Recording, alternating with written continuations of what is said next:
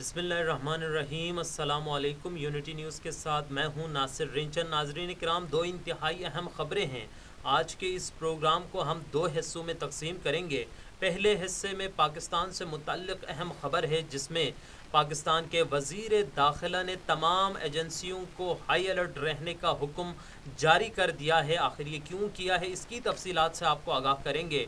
और जो दूसरी है अहम ख़बर है, या इस प्रोग्राम का दूसरा जो हिस्सा होगा वो यमन से मुतल्लिक़ है।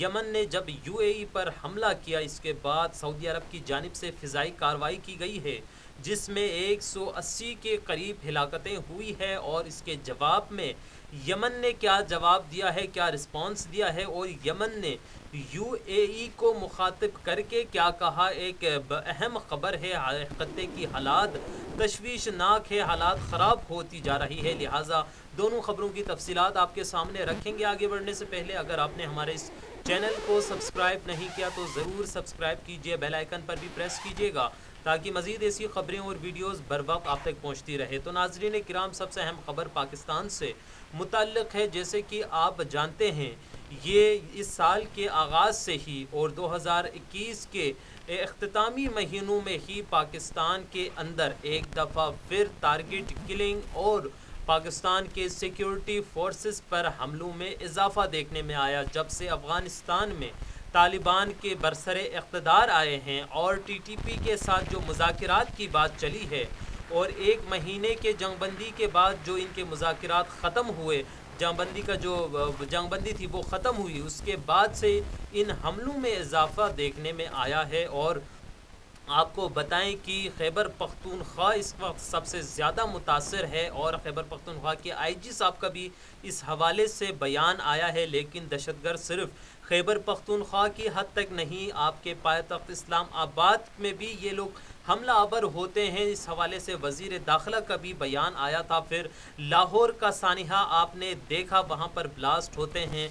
इसके अलावा कराची से भी दाइश के ग्रोहों को दबोच लिया है पाकिस्तान के फोर्सेस ने, पाकिस्तानी सिक्योरिटी इदारों ने, और कराची को एक बड़े नुकसान होने से, एक बड़े सानिहे से बचा लिया है। लिहाजा पाकिस्तान दुश्मन अनासिर इंडिया रा और जो पाकिस्तान के ख़िलाफ़ जो दुश्मन अनासिर है, ख़ुसूसन इंडिया और इसराइल की जो एजेंसीज़ हैं और उनके जो आलेकार है पाकिस्तान के अंदर और अफ़गानिस्तान में, ये फिर एक दफ़ा एक्टिव हो गए हैं पाकिस्तान के ख़िलाफ़, चूँकि इनसे देखा नहीं जा रहा पुरअमन पाकिस्तान।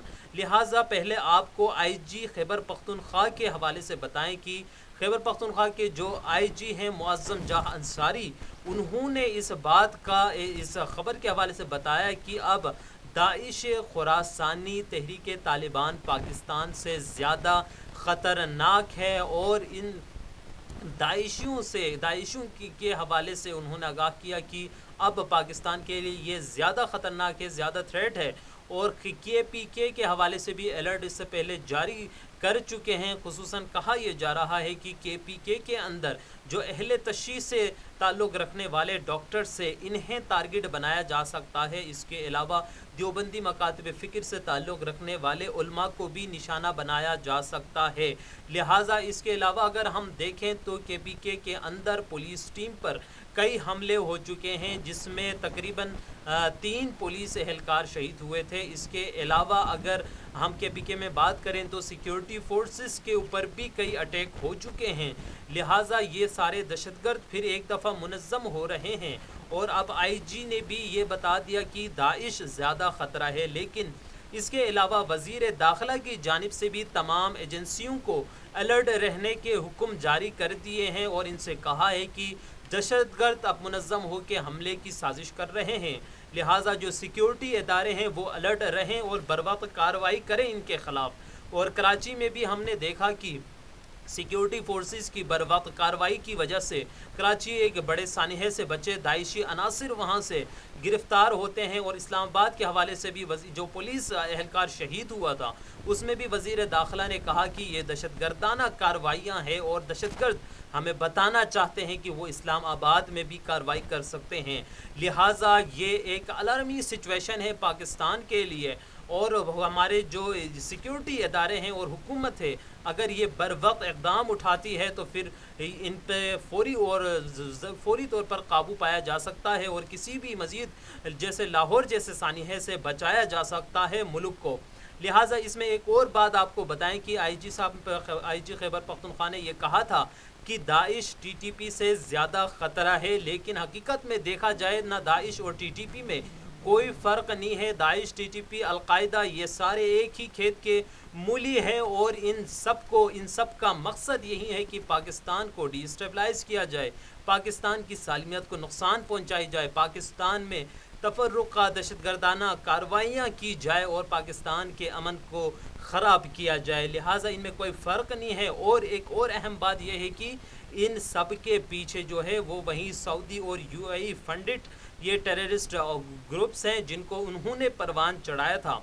इसके अलावा इसराइल भी अब इसके पीछे हैं पाकिस्तान के ख़िलाफ़। इससे पहले भी इसराइल पाकिस्तान के एटमी तनसीबात को किस नज़र से देखते हैं और हमारी मदद करने वालों के ऊपर उन्होंने किस तरह हमला किया था, इस हवाले से भी रिपोर्ट आ चुका था और हमने इस हवाले से आप लोगों को बाकायदा तफसीली प्रोग्राम भी किया था। इसके अलावा जो दूसरी ख़बर है अहम, वो यमन के हवाले से है। आपको बताते चलें कि यमन में भी जो मज़ालिम हो रहे हैं, यमन में पिछले 6-7 साल से जंग जारी है और वहाँ पर मज़ालिम में भी यूएई और सऊदी अरब इसमें मुलव्विस है। इनकी जानिब से, इनकी इत्तेहाद की जानिब से जंग मुसल्लत की गई है और मुसलसल यमनी सिविलियन इंफ्रास्ट्रक्चर को निशाना बनाया जाता है। वहाँ के अगर आप अक़वाम मुत्तहिदा के और इंसानी हुकूक़ की जो तंजीमें हैं, इनकी अगर आप रिपोर्ट्स उठा के देख लें तो हम हैरान रह जाएंगे कि यमन एक छोटा सा मुल्क जिसका न फ़िज़ाई रास्ता है न ज़मीनी, चारों तरफ से ये महसूर है और फ़िज़ाई रास्ते भी बंद है,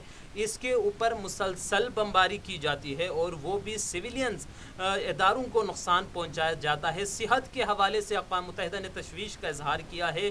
कहा यह जाता है कि हर रोज़ाना तकरीबन सैकड़ों बच्चे मुतासिर होते हैं, हर 10 मिनट में बच्चे की मौत होती है ग़ज़ाई क़िल्लत की वजह से, बीमारियों की वजह से। लेकिन इन सब के बावजूद हमारे जो मुस्लिम कंट्रीज़ हैं, मुस्लिम ममालिक हैं, ये कुछ करने से कासिर है। न सऊदी के ख़िलाफ़ कुछ बोलते हैं न यूएई की। लेकिन कल जब यमनी फोर्सेस ने अपने ऊपर किए गए हमलों के जवाब में अपनी दिफा में जवाबी कार्रवाई की और यूएई पर मिसाइल और ड्रोन से अटैक किए तो सारी दुनिया सरापा एहतिजाज है और सबका कहना है कि ये दहशतगर्द हैं, ये दहशतगर्द गिरोह है, इन्होंने दहशतगर्दाना कार्रवाइयाँ की है, सिविल जगह को यानी एयरपोर्ट और ऑयल टैंकर्स को निशाना बनाया है। लेकिन यूएई की फोर्सेस और सऊदी इत्तेहाद की बमबारी और इनके यमन में मौजूद फोर्सेस के हाथों कितने जो इमलाक सिविलियन से उनको नुकसान पहुंचा है और वहाँ पर इस वक्त ग़िज़ाई क़िल्लत किस कदर है, इस पर कोई आवाज़ उठाने को तैयार नहीं है। लिहाजा ये एक बड़ा अलमिया है। अब यमनी फोर्सेस पर यूएई के अटैक के बाद सऊदी इत्तेहाद ने बमबारी की है, सख्त बमबारी की है। पिछले कुछ दिनों के अंदर 70 दफ़ा बमबारी की गई, जिसमें बेशुमार सिविलियंस हिलाकतें हुई है, बच्चे ख़वातीन समेत आम अफराद इसमें शहीद हुए हैं, हिलाक हुए हैं। इसके अलावा हालिया जो सऊदी अरब की जानिब से बमबारी की गई है, यमन के शहर सादा के जेल पर बमबारी हुई है, यानी जेल में कैदियों के ऊपर सऊदी अरब ने बमबारी की है। सऊदी अरब तमाम तर कवानीन को वो भूल चुके हैं कि जंगी क्या कवानीन है, आखिर जेल पर हमला करने का हक़ इसको किसने दिया है, कौन से कानून के तहत उन्होंने की है। और इसमें अब तक इंटरनेशनल जो न्यूज़ रिपोर्ट के मुताबिक 180 के करीब हिलाकतें हैं और बहुत सारे अफराद अब भी कहा यह जा रहा है कि उस मलबे तले दबे हैं। लिहाजा इसके बाद यमनी फोर्सेस और अंसारुल्लाह की जानिब से भी वार्निंग दी गई है।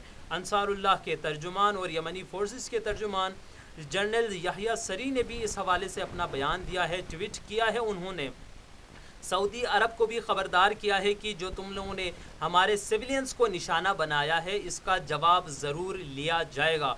दूसरी जानिब यूएई को भी ख़बरदार करते हुए जनरल याहिया सरी, जो कि यमनी फोर्सेस के तर्जुमान है, उनका कहना था, अरबी में यह ट्वीट है जिसका جو ٹرانسلیٹ ہوئی ہے گوگل ٹرانسلیٹ کے ذریعے وہ ہم آپ کو بتاتے ہیں.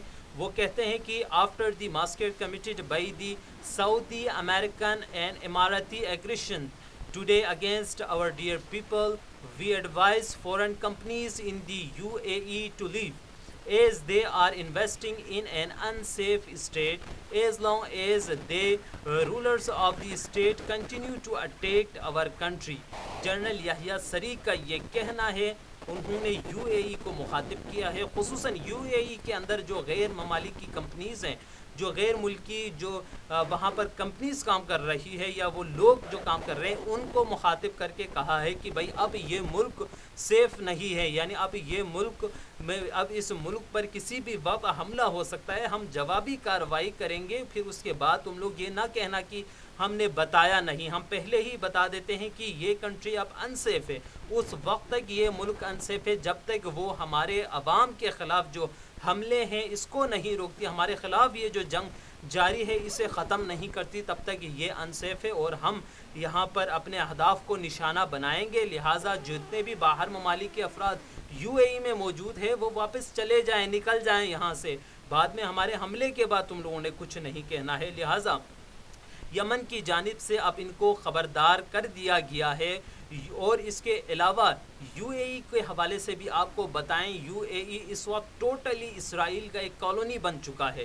یہ تمام تر یو اے ای کی حرکتیں اسرائیل کی ایما پر ہو رہی ہے, چونکہ یو اے ای سعودی عرب کے ساتھ یمن جنگ کا آغاز کیا تھا, لیکن بیچ میں وہ اس جنگ سے پیچھے ہٹ رہے تھے. لیکن اب اسرائیل کے ساتھ مکمل تعلقات کی استوار ہونے کے بعد یہ ایک دفعہ پھر کود پڑے ہیں.